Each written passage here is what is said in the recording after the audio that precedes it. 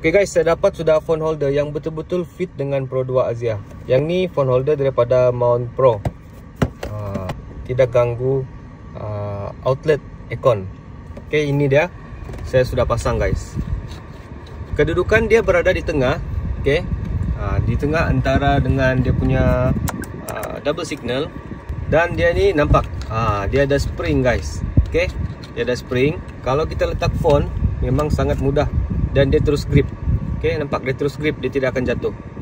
Nampak dia punya design, nampak dia memang ngam-ngam terletak elok lah di kawasan vent aircon ni. Dan yang paling penting, dia tidak mengganggu aircon. Nampak aircon masih boleh pakai di kiri kanan ni guys. Center aircon dia memang tidak akan kacau.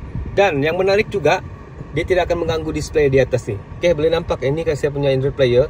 Okay, untuk phone saya ni, okay, S23, dia memang tidak akan mengganggu lah. Kalau ada pun sedikit saja guys. Ok, sekiranya korang berminat untuk membeli mount Pro ni, korang boleh tengok produk link yang saya tag di bawah. Ada pelbagai jenis lagi untuk lain-lain model kereta lah.